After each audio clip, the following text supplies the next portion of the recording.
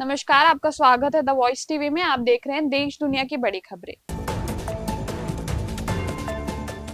प्रधानमंत्री नरेंद्र मोदी ने कहा है कि सरकार किसानों के जीवन में महत्वपूर्ण बदलाव लाने के लिए प्रतिबद्ध है और प्रधानमंत्री धन धान्य कृषि योजना इस लक्ष्य की दिशा में एक और महत्वपूर्ण कदम उठाने वाली है। सोशल मीडिया पर एक पोस्ट में मोदी ने कहा है कि इसमें न केवल कृषि क्षेत्र में पिछड़े जिलों के फसल उत्पादन बढ़ेगा, बल्कि हमारे अन्नदाताओं की आय भी बढ़ेगी। केंद्रीय मंत्रिमंडल ने कल 6 साल की अवधि के लिए प्रधानमंत्री धन धान्य कृषि योजना को मंजूरी दी है, जिसकी शुरुआत 2025-26 में होगी और यह 100 जिलों को कवर करेगी। यह योजना नीति आयोग के आकांक्षी जिला कार्यक्रम से प्रेरित है, जो अपनी तरह का पहला कार्यक्रम है जो विशेष रूप से कृषि क्षेत्रों पर केंद्रित है। आधिकारिक बयान के अनुसार इस योजना का उद्देश्य कृषि उत्पादनों को बढ़ाना, फसल विविधीकरण और टिकाऊ कृषि पद्धतियों को अपनाना है। पंचायत और ब्लॉक स्तर पर कटाई के बाद भंडारण को बढ़ाना, सिंचाई सुविधाओं में सुधार करना है। दीर्घकालीन और अल्पकालीन ऋण की उपलब्धता को सुगम बनाना। प्रधानमंत्री धन धान्य कृषि योजना के तहत 100 जिलों को विकसित करने के लिए 2025-26 के बजट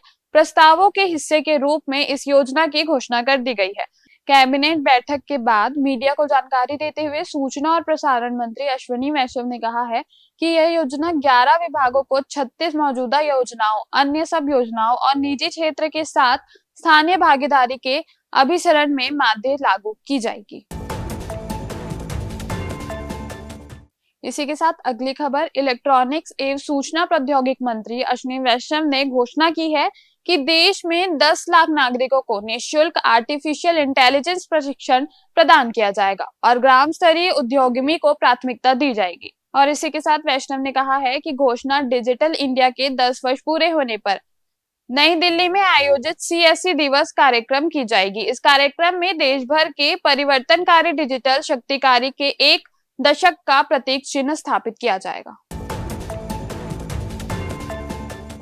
इसी के साथ अगली खबर, राष्ट्रपति द्रौपदी मुर्मू आज नई दिल्ली में प्रतिष्ठित स्वच्छ सर्वेक्षण 2024-25 पुरस्कार प्रदान करेगी। इस कार्यक्रम में शहरी भारत के सबसे स्वच्छ शहर को सम्मानित किया जाएगा और स्वच्छ भारत मिशन शहरी को आगे बढ़ाने में शहरों के अथक प्रयासों को मान्यता दी जाएगी। इस वर्ष के ये पुरस्कार 4 श्रेणियों में प्रदान किए जाएंगे, जिसमें सुपर स्वच्छ लीग शहर और 5 जनसंख्या श्रेणियों में शीर्ष 3 स्वच्छ शहर शामिल है। आवास एवं शहरी कार्य मंत्रालय ने बताया है कि इस वर्ष कुल 48 पुरस्कार दिए जाएंगे।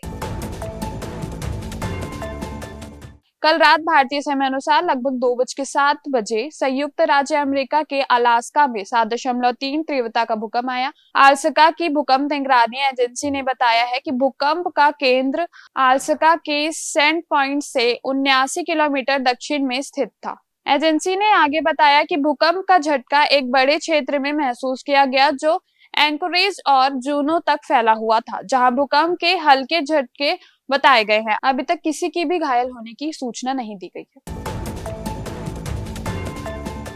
इसी के साथ खेल जगत में महिला क्रिकेट में भारत ने पहले वनडे में इंग्लैंड को 4 विकेट से हराकर 3 मैचों की श्रृंखला में 1-0 की बढ़त बना ली।